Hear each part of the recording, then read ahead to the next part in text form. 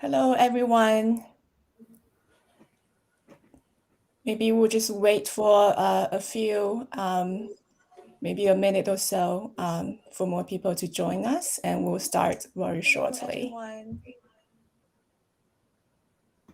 Maybe we'll just wait for a few, maybe a minute or so, for more people to join us, and we'll start very shortly.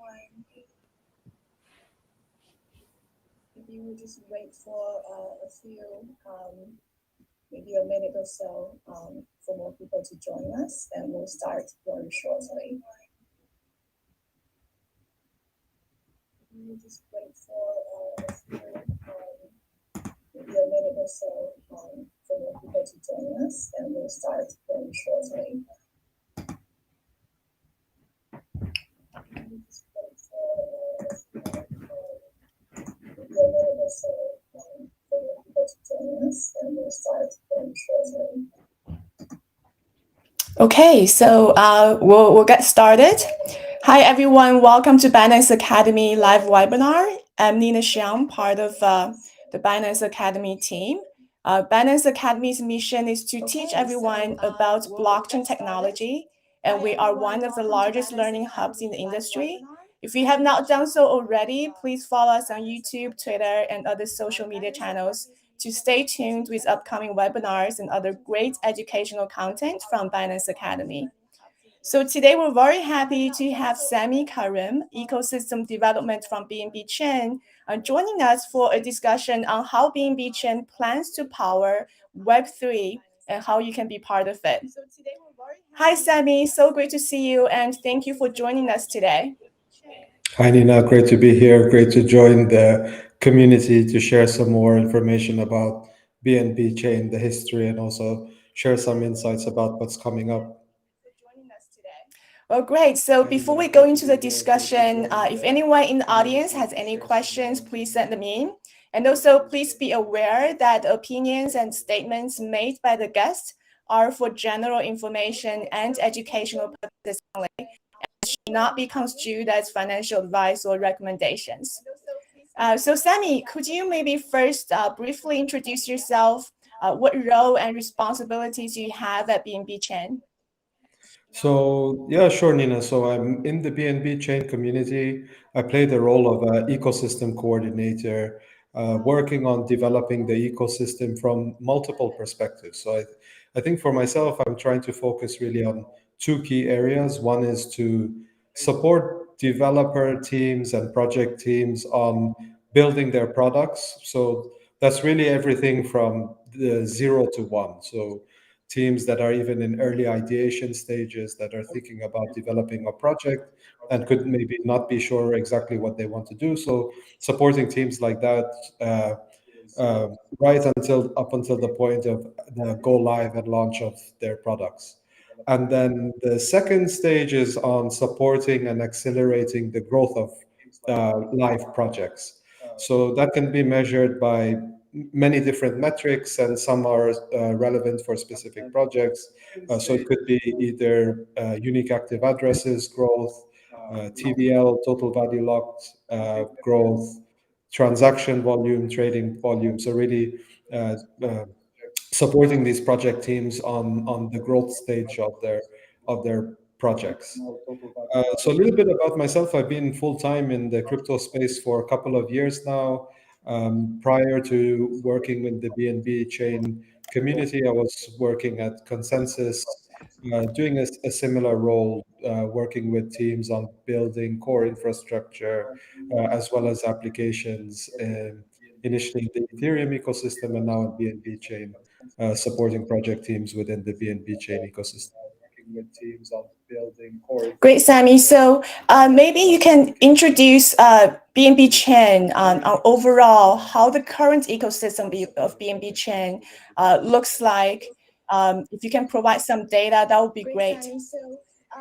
Sure. So for the BNB chain community, I think one of the key objectives is to be one of the infrastructure providers that's going to power the underlying infrastructure applications that will reach 1 billion users. So today we're quite far away from that. I think the BNB Chain community has been developing a number of different types of tools and infrastructure, starting with the Binance Chain. So Binance Chain was launched in 2019. It's a Tendermint-based chain, which is recently rebranded to BNB Beacon Chain. So BNB Beacon Chain, it doesn't have the ability to run smart contracts. It's just a super high-speed chain with high throughput that was initially designed to run Binance DEX.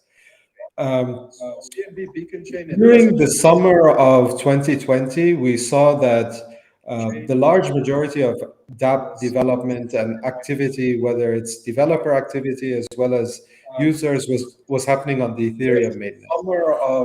And of course, at the same time, we saw that DeFi summer was really driving a lot of growth. But at the same time, we saw that the transaction fees on the Ethereum mainnet was becoming quite exclusionary. So you were seeing like 10, 20, $50 transaction fees, which starts to exclude a lot of users, especially users with lower net on-chain asset values. So the BNB Chain community was thinking about, initially it was just an experiment. What would be an alternative that developers would be able to start experimenting with, start building applications, and more importantly, for users could start participating with much lower fees. So that's really kind of Genesis story for BNB Smart Chain. So there was a couple of key things that went into this design decision around BNB Smart Chain. One is making it EVM compatible. So EVM is the Ethereum virtual machine. It's basically a programming environment that's developed initially within the Ethereum community. So basically, BNB Smart Chain allows developers to use all of the tools that they're very familiar with if they're building applications in the Ethereum ecosystem.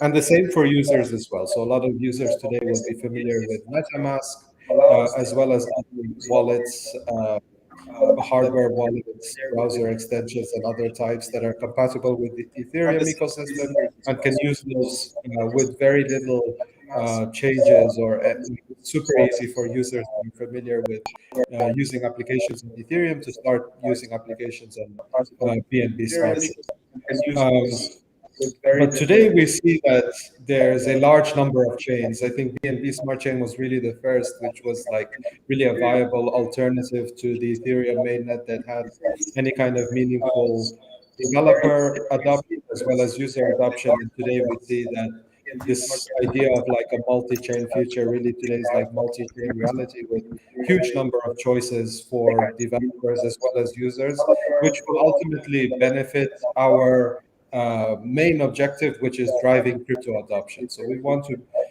enable developers that to build applications that will reach hundreds of millions and eventually billions of users.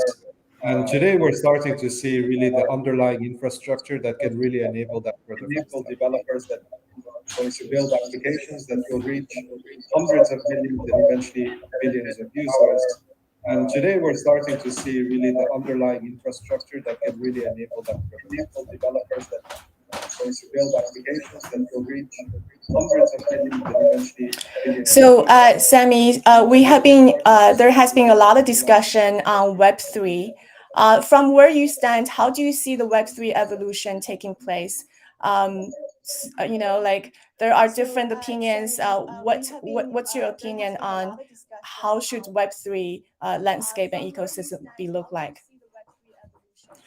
This is a great question. So we talk about this a lot within the community with developer teams. So I think the main thing about Web really have this for the first time this decentralized computing infrastructure that allows developers to build applications in a completely different way than before. So previously, if you think about Web2 was great because it really created this massive sharing of content and information. So we started to see a lot of business model innovation that was created by this. So think about Facebook, then also things like Netflix, and many other big Web2 companies.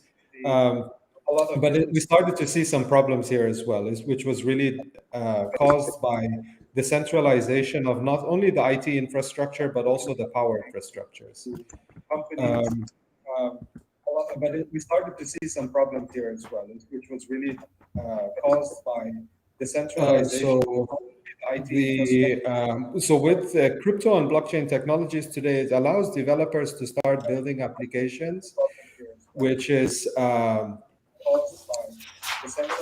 decentralized infrastructure. So that means that basically today that developers have the opportunity to start allowing for really natively digital ownership. So if you think about information on the internet previously, it could be easily copied. There's no real way to know the number of copies there. But with the blockchains and crypto today, we can really allow for the first time natively digital ownership. And of course, in the last 1 year, we saw like a really huge growth and interest of NFTs, which allow for non-fungible tokens, so unique digital assets on the internet. So what's being enabled here is really like there's two things I think that are really important. One is the technology innovation, but the other side is also really the business model innovation. So here you're able to, and we see that happening today as well. So in the digital art industry, as well as any kind of creative industries. So we're starting to see the same thing happening with how artists and brands engage differently with their followers and fans.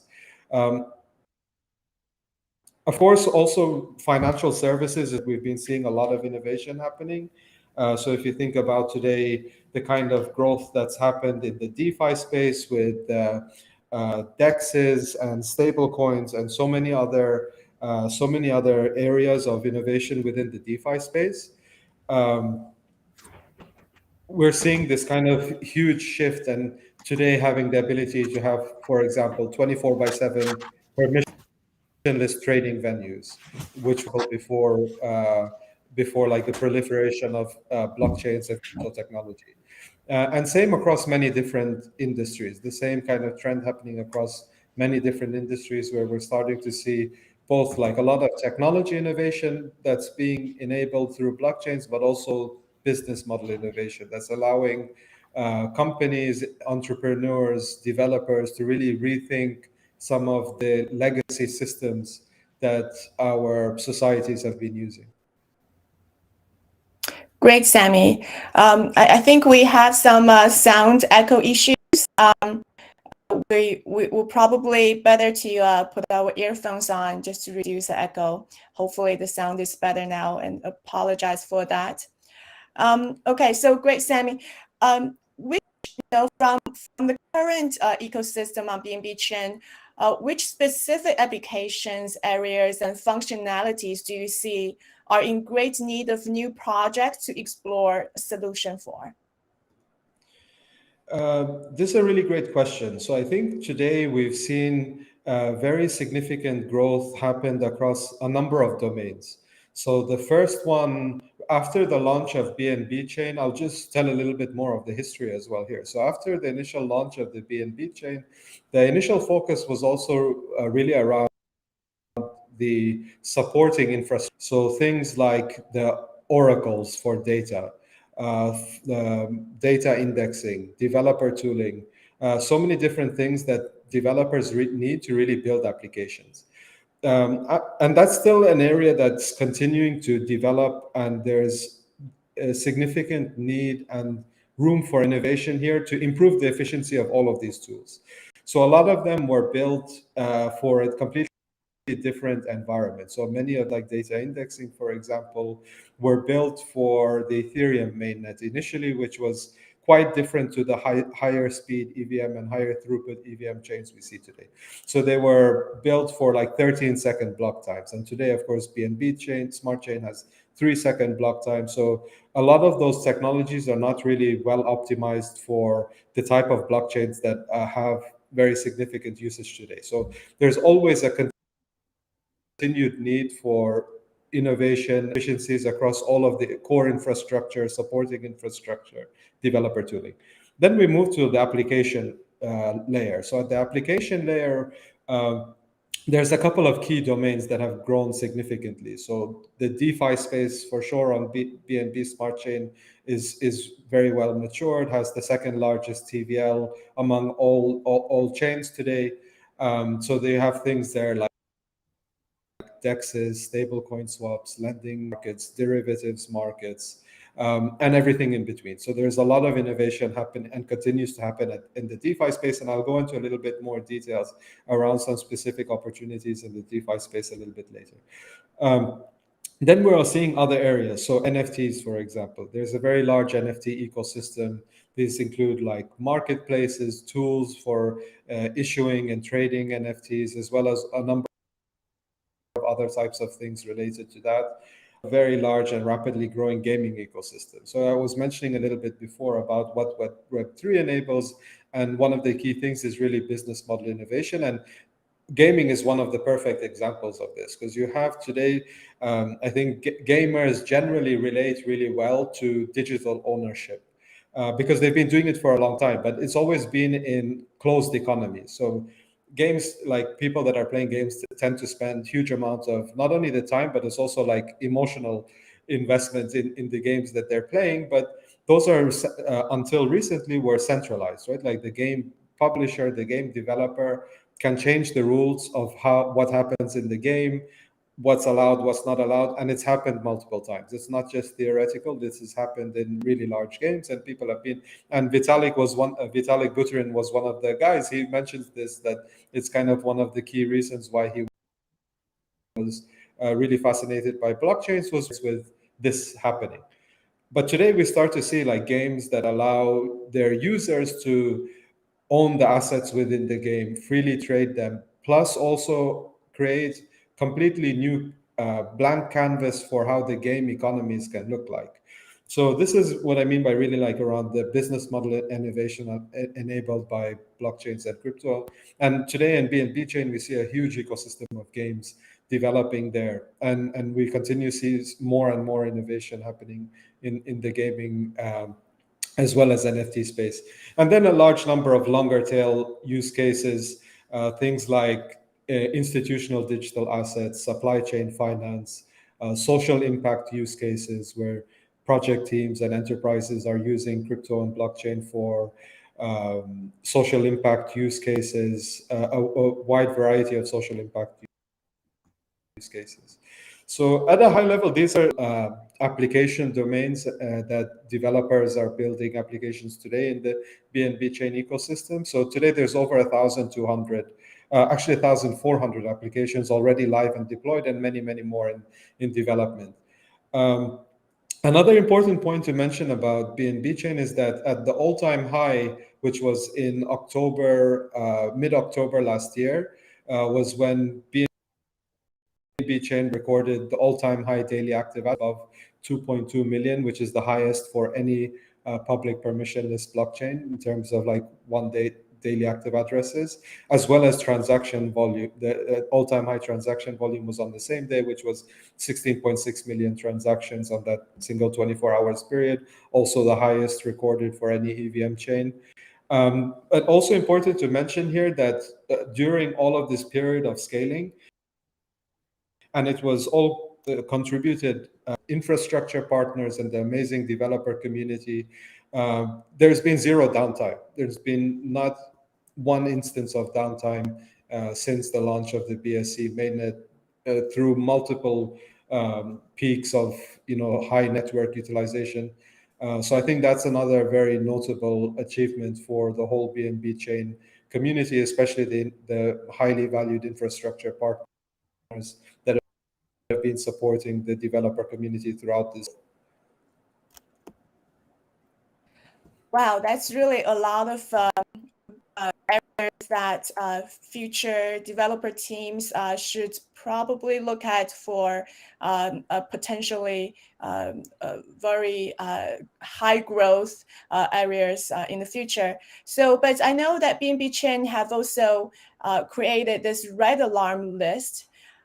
because some projects have probably had some issues and challenges. So what are some common mistakes and weaknesses you have seen that you would advise developers and creators to avoid if they want to build on BNB Chain? That's a really good question. So I will split it on two parts. So one is the red alarm list, and I want to share some context for why it's important, why it's going to be very useful for the community. So BNB Chain, BNB Smart Chain is a public permissionless infrastructure. So it means that anybody can deploy contracts without requiring any permission. And in fact, they can do it without even having to reveal their identity. Because as we know, that in the way we interact with blockchain is just the address, right? So the address, your public address, can belong to an individual, can belong to individuals, can belong to a corporation, can belong to an AI. So it's really not possible to know who is the owner of a specific address. So any address can deploy contracts on BNB Chain. There's, as I mentioned, a huge number of users on BNB Chain. So it has become a very attractive target for malicious actors in this space. These are scammers. These are people that are intending to cause financial losses and basically stealing from users. So this is not a new issue. I mean, it's not unique to BNB Chain in any way. It's happening on BNB Chain because of BNB Chain's success and it being the most used chain among all layer 1 chains. So there's a lot of malicious actors there. So the purpose of the red alarm site is to provide a signal and provide signal to the users and community about high-risk websites, high-risk applications. There's a number of other valued security partners in the BNB Chain ecosystem, for example, PeckShield and others that are also providing warnings. RugDuck is another valued partner within the security community that's also issuing warnings. So there's a number of really good resources for users, especially newer users, to be able to go and verify and have more information to do effective risk evaluation and risk due diligence. So Red Alarm is one of those. So Red Alarm allows users to be able to check the quality of decentralized applications that are on BNB Chain. So they can enter the URL and will share some information related to the smart contracts, the website itself, and primarily flag high-risk websites. So there's also really great educational material on Binance Academy for users on how to do due diligence for applications. So the main things to look for is that there's a large number of things. It's related to preventing phishing attempts. So things like, for example, not using Google to access websites. So unfortunately, if we use the example of PancakeSwap, for example, I would not recommend users to Google PancakeSwap and then go to the links there. The best way to do it is go to a trusted resource like CoinMarketCap. You can enter a PancakeSwap there, verify carefully the actual address, and make sure you're on PancakeSwap URL before you connect your wallet. So like that, there's many other tips and useful advice that users should know and practice. And there's some great resources on Binance Academy that provide this type of information for users. So users that want to evaluate any new application, so there's, of course, lots of development activity happening on BNB Chain. So any new dApps or applications with users hear about and they want to do more research and due diligence, Red Alarm is a great place to start, but I would recommend users to use multiple resources, including dApp stores, as well as other sites like RugDuck rugduck.io, and others. So highly recommend users always do comprehensive due diligence, risk evaluation on any applications before you use them.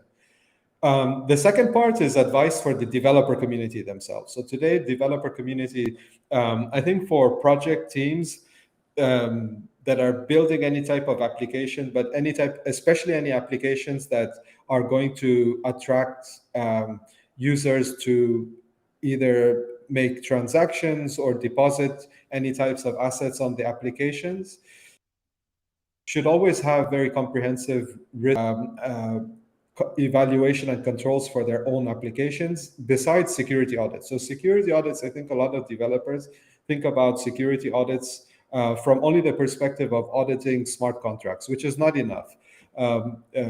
Developer teams also need to be thinking about all aspects of the operational security, all aspects of the normal IT security best practices, so related to website security, everything else. So in the infrastructure, key management outside of just the crypto keys.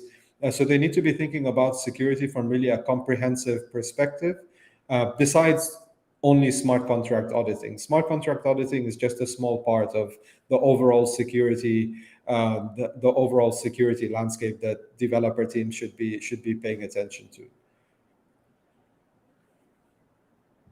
Wow, that's a lot of advice. I'm sure will be very helpful for all the developers and creators out there looking to build on BNB Chain. And Samy, I know that BNB Chain also hosts events and campaigns to facilitate the community to build on BNB Chain. Can you maybe tell us a little bit about that?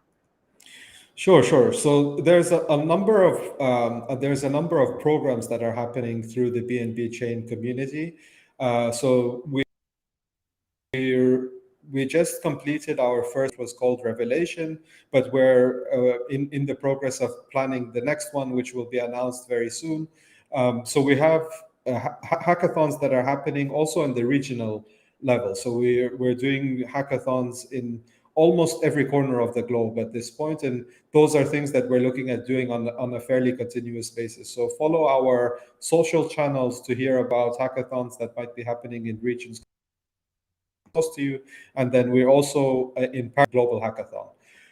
So the next global hackathon, the next season of it's going to be coming very soon.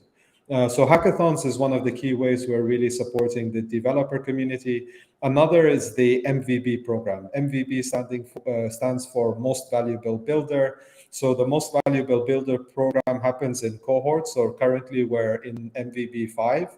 And basically the MVB program is open to projects that are at any stage. B5, we had over 700 applications, and out of the 700, a number of them was shortlisted. So the projects that are shortlisted to participate in the MVP5 incubation program receive a number of financial as well as non-financial benefits. So they receive support and advice around the development of their products itself, access to mentorship, prioritized access and support with connections within the ecosystem, as well as the possibility to receive funding and investment from Binance Labs.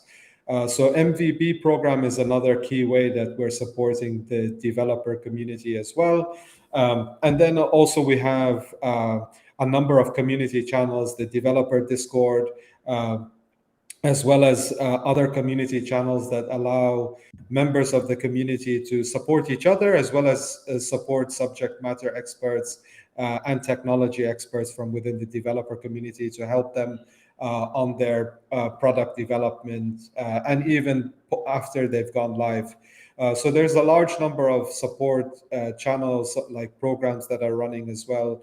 The regional hackathons, the global hackathon, the MVB program, as well as our developer communities on Discord and other channels.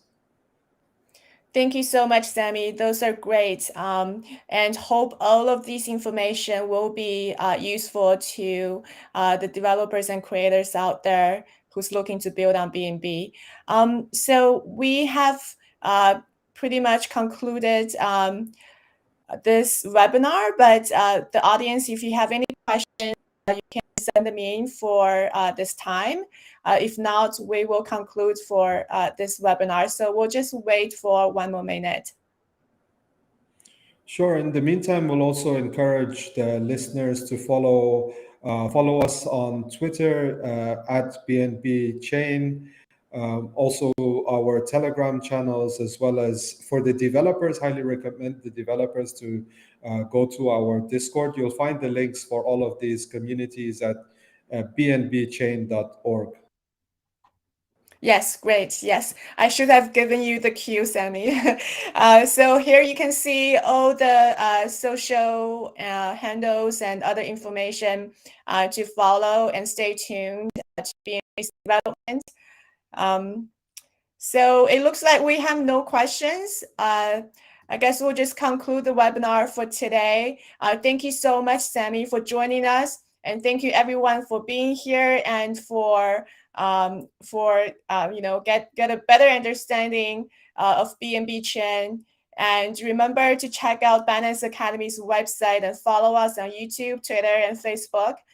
So stay tuned for more great educational content coming out from Academy. And also don't forget to also follow BNB and also the great things they're doing over there. So thank you, everyone. See you next time. Thank you. Bye. Thank you. Bye.